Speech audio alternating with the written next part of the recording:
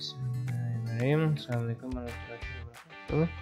Perkenalkan, nama saya Arisandi Kurniawan dari kelas 4 RPL. Pada kesempatan kali ini akan membahas mengenai SCF dan PS algoritma. Nah, yang pertama yaitu adalah SCF algoritma, yang jenisnya non-primitive.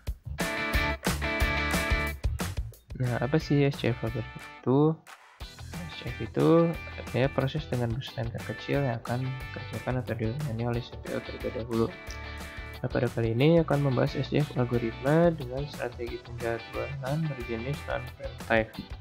Artinya apa? SCF non-primitive ini, jika proses yang datang memiliki arrival time yang sama, maka proses yang burst time paling kecil dan pendek akan dilayani lebih dahulu.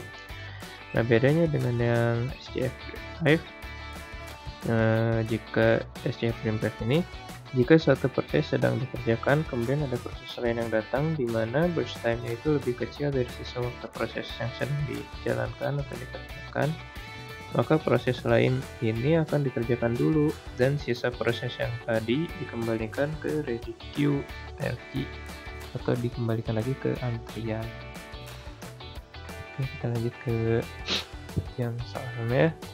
Nah, di sini ada 4 proses dan memiliki arrival time atau kedatangan yang berbeda-beda dan memiliki burst time juga.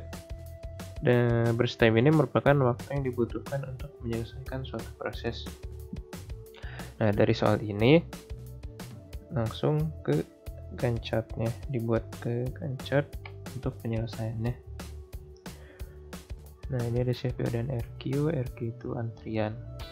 Nah, pada saat 0 sampai 7 ini rentang dari proses 1.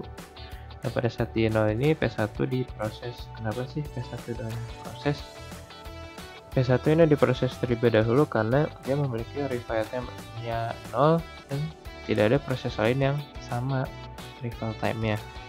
Kecuali ada yang sama, maka dibandingkan dulu burst time-nya, jadi belum tentu P1 yang diproses terlebih dahulu. Nah, pada saat yang kedua, P2 ini masuk ke antrian, pada saat yang keempat, P3 masuk ke antrian, dan pada saat yang kelima, P4 masuk ke antrian. Nah, pada saat yang di ketujuh ini, yang tadi yang ada di antrian, yaitu P2, P3, dan P4 ini masuk ke pada saat yang di 7 ini. Nah, kenapa P1 tidak masuk lagi? Karena P1 ini sudah selesai diproses pada saat di 0. Nah, selanjutnya pada saat di 8. Nah, dari yang 7 ini dipilih karena memiliki arrival time yang sama, maka dilihat yang memiliki burst time yang terkecil yang mana di antara P2, P3, dan P4. Nah, kalau lihat di sini, maka yang memiliki burst time terkecil yaitu P3, memiliki burst time yang 1, maka dia akan diproses. Nah, rentang dari 7 ke 8 ini merupakan proses dari P3. Nah, selanjutnya pada saat ke-8, P2 dan P4 masuk karena tadi masih ada di antrian. Nah, P2 dan P4 dilihat mana yang memiliki burst time-nya lebih kecil atau lebih pendek. Nah, itu P4 lebih pendek, memiliki burst time yang 4, maka akan diproses dari rentang 8 sampai 12. Ini merupakan proses P4. Nah, kemudian di 12 ini P2 diproses. Nah, pada saat 17 rentang 12 sampai 17 ini merupakan proses dari P2. Lanjut ke perhitungannya. Di sini ada proses, ada down, ada waiting time. Proses yang tadi ada 4 proses. Down ini merupakan waktu selesainya di Gantt chart tadi yang diperoleh ada 7, 17, 8, dan 12. Dan kemudian ada waiting time atau waktu tunggu. Nah, waiting time ini diperoleh dari waktu selesai dikurangi dengan burst time-nya. Nah, pada proses P1 itu memiliki waiting time karena 7 dikurangi burst time-nya 7 yaitu 0. P2 selesainya 17 memiliki burst time-nya 5, maka memiliki waiting time-nya 12. Dan proses 3, waktu selesainya 8 memiliki burst time-nya 1, waiting time-nya 7. Dan proses 4 memiliki waktu selesai 12 dan waiting time-nya burst time-nya 4, maka 12 dikurangi 4 sama dengan 4. Maka diperoleh total waiting time 0 ditambah 15 ditambah 4 ditambah 9 yaitu 28. Nah, untuk cara menghitung average waiting time atau rata-rata waktu tunggunya itu tinggal dibagi dengan jumlah proses yang ada. Jadi total waiting time dibagi dengan jumlah proses yang ada. Di sini 28 totalnya, dan prosesnya itu ada 4. Maka rata-ratanya itu 7 satuan waktu. Nah, itu mengenai SJF atau shortest job first. Nah, selanjutnya akan membahas algoritma, yaitu sebelumnya ada kekurangannya terlebih dahulu. Yang pertama itu kekurangan dari algoritma SJF ini susahnya untuk memprediksi burst time proses yang akan dieksekusi selanjutnya. Yang kedua, proses yang mempunyai burst time yang besar akan memiliki waiting time yang besar. Nah, itu terbukti di hasil perhitungan yang tadi. Tadi itu P2 memiliki burst time terbesar, maka dia akan dieksekusinya belakangan atau terakhir. Dan tentunya itu akan mengakibatkan P2 itu memiliki waiting time yang besar, itu di angka 12, yang paling besar waiting time-nya. Begitupun yang lainnya, jadi itu sebanding itu burst time yang besar, maka waiting time pun akan besar. Nah, selanjutnya lanjut ke PS algorithm atau priority scheduling algoritma yang jenisnya primitive. Nah, PS algoritma ini adalah proses dengan prioritas. Kalau tadi SJF itu burst time, kali ini prioritas tertinggi yang akan dikerjakan oleh CPU terlebih dahulu. Ini PS algoritma yang berjenis penjadwalan berstrategi primitive,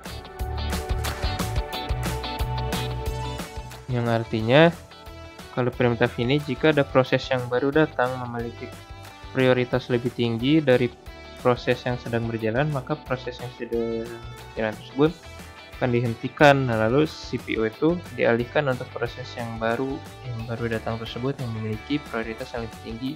Jadi bisa digantikan gitu kan primitive. Kalau non kan kalau udah jalan ya udah jalan gitu.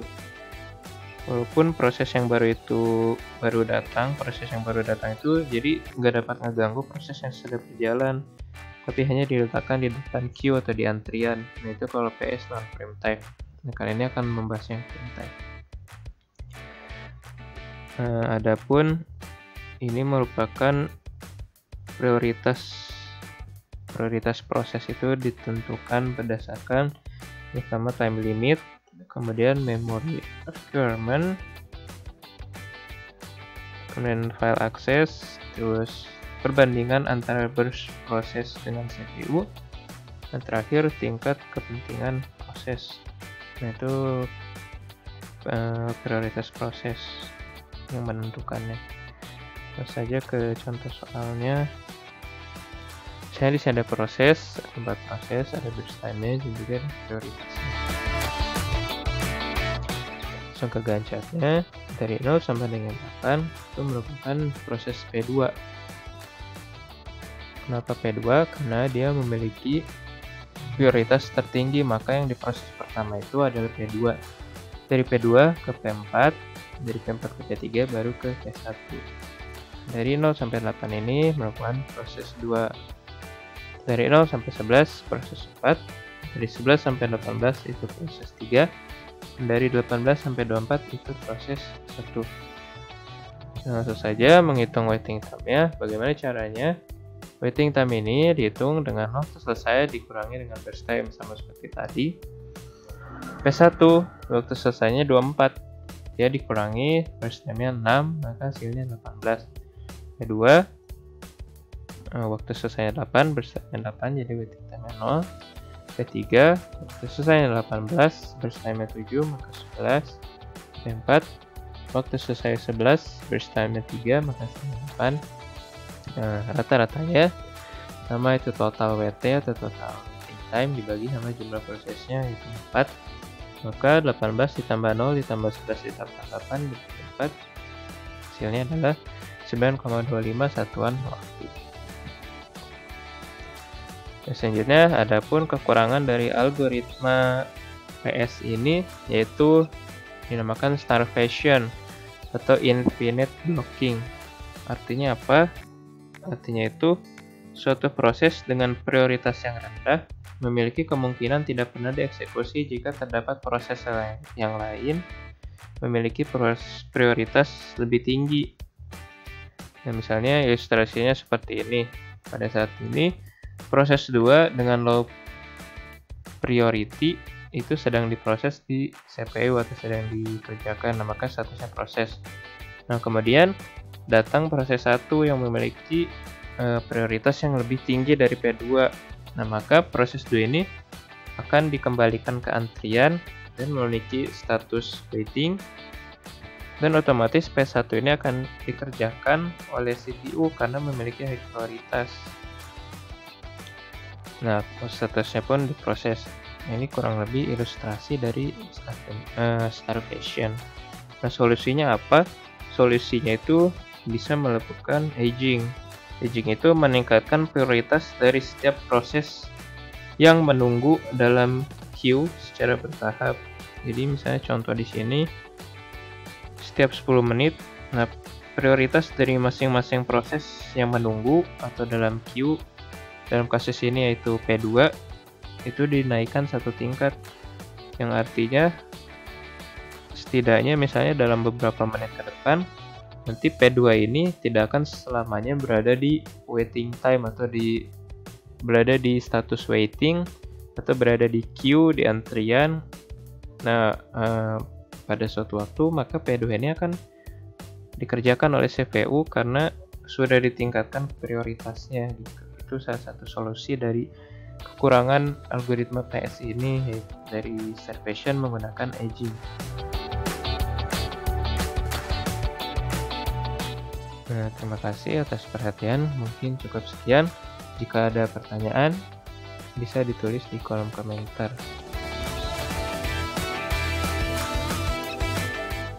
Sekian dari saya. Assalamualaikum warahmatullahi wabarakatuh.